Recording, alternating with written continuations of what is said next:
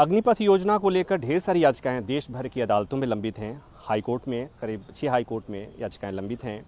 आज supreme court में सुनवाई होनी थी और सुप्रीम कोर्ट ने सभी याचिकाओं को दिल्ली हाई कोर्ट में ट्रांसफ़र करने का आदेश दिया। मतलब अब सुप्रीम कोर्ट सुनवाई नहीं करेगा, केवल दिल्ली हाई कोर्ट में ही अग्निपथ योजना को चुनौती देने वाली याचिकाओं पर सुनवाई होगी। ऐसे ही एक याचिकाकर्ता एमएल शर्मा हमारे साथ हैं, जिन्होंने सुप्रीम कोर्ट में याचिका दायर की थी। शर्मा जी, अब पहले तो ये बात बताएं कि ऐसी क्या वजह थी कि सुप्रीम कोर्ट ने कह दिया कि हाई कोर्ट सुनेगा। देखिए, सॉलिसिटर जनरल ने कोर्ट से रिक्वेस्ट की है कि several petition are pending before high court as well as other high courts also.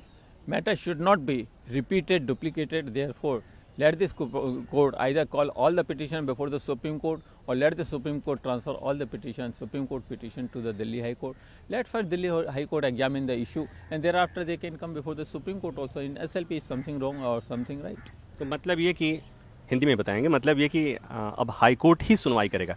तो जब ये बात आप जानते हैं, आप लोगों की तरफ से विरोध भी हुआ कि हाई कोर्ट को नहीं भेजा जाना चाहिए मामला।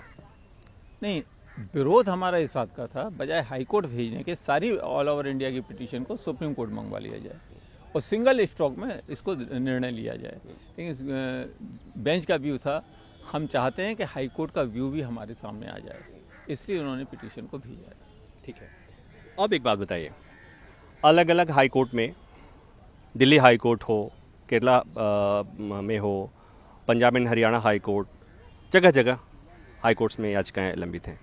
आपकी याचिका अलग से है या बाकी याचिकाओं की तरह ही आपकी याचिका भी है? नहीं, माई पिटीशन टोटली, मेरी पिटीशन सबसे अलग है। हमने पॉलिसी मैटर, सर्विस मैटर में कोई पिटीशन नहीं लगाई है। ये तो पॉलिसी मैटर है, सर्विस मैटर है। एक पीआईएल कैन नॉट बी, एक पीआईएल नहीं फाइल की जा सकती। हमने खाली सरकारी योजनाओं को लेकर के, सरकार की स्कीम को लेकर पीआईएल नहीं फाइल की जा सकती। पॉलिसी को लेकर अगर कहीं कोई लॉ का वायलेशन है, सरकार के कोई भी स्कीम हो, अगर लॉ का वायलेशन है तभी आप आ सकते हैं कोर्ट में, नहीं तो नहीं आ सकते। कॉन्स्टिट्यूशन बेंच का जजमेंट है इसके ऊपर बाकायदा। तो इसमें आपको नहीं लगता कि कोई लॉ का वायलेशन नहीं है? तो आपने जो याचिका दायर की है उसमें क्या कहा आपने? देखिए, मैं ये नहीं कहूँगा लॉ का वायलेशन नहीं है, क्या नहीं है, लेकिन मेरी पिटीशन सबकी पिटीशन से अलग है। हम इस लॉ को क्वैश कराने में की कोशिश कर रहे हैं, उसी के लिए हमने पिटीशन फाइल की।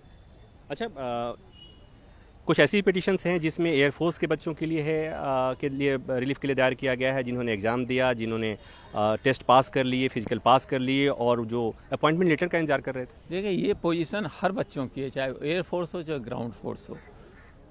मेरे को जो जानकारी आई है, इन कैंडिडेटों से 1000, 2,000 रुपये इकट्ठे किए गए हैं और ये PIL policy matter, service matter में फाइल की गई हैं और की जा रही हैं।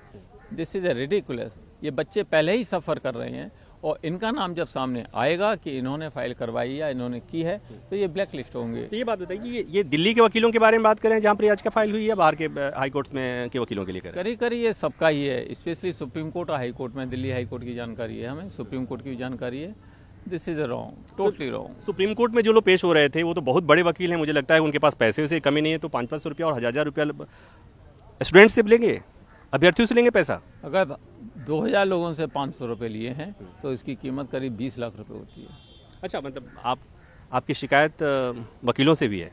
मेरी शिकायत हर उस इंसान से है जिन्होंने इन इनोसेंट कैंडिडेटों को बेवकूफ़ बनाया है, इनसे पैसे लिए हैं और सर्विस मैटर में पीआईएल फाइल की है। तो ये आप इतने विश्वास के साथ कैसे कह रहे हैं कि ऐसा हुआ है? मेरे पास न्यूज़ है, मेरे पास लोगों ने कहा है, उन लड़कों ने कहा है कि सर हमसे पैसे लिए हैं पीआईएल फाइल करने के लिए। We have the telephone number of all them. सुन लिया आपने। तो कुल मिलाकर ये कि सुप्रीम कोर्ट इस मामले की सुनवाई नहीं करेगा, दिल्ली हाई कोर्ट में सुनवाई होगी। जो याचिकाएं पहले से अलग अलग हाई कोर्ट्स में लंबित हैं वो हाई कोर्ट में आएंगी, दिल्ली हाई कोर्ट में आएंगी। जिन्हें नई याचिका दायर करनी होगी उन्हें भी अब हाई कोर्ट में ही आना पड़ेगा। दिल्ली हाई कोर्ट ने फैसला जो दिया, अगर उस फैसले से किसी को ऐतराज़ होगा तब मामला जरूर एसएलपी में, यानी कि हाई कोर्ट के फैसले को सुप्रीम कोर्ट में चुनौती दी जा सकती है। तो फिलहाल मामला हाई कोर्ट में गया, सुप्रीम कोर्ट ने हाई कोर्ट से भी कह दिया कि इस मामले की जल्द सुनवाई कर ली जाए। एयरफोर्स के उन अभ्यर्थियों के मांग पर जिनकी तरफ से ये कहा गया था कि उन्होंने फिजिकल दिया, उन्होंने टेस्ट दिया था, उन्होंने फिजिकल दे दिया था और वो केवल अपॉइंटमेंट लेटर का इंतजार कर रहे थे, उनके लिए कोर्ट को कुछ अलग से करना चाहिए। ये मांग बार बार उठी, चाहे वो प्रशांत भूषण हो, उन्होंने भी बात रखी थी कि ऐसी याचिका दिल्ली हाई कोर्ट में लंबित है।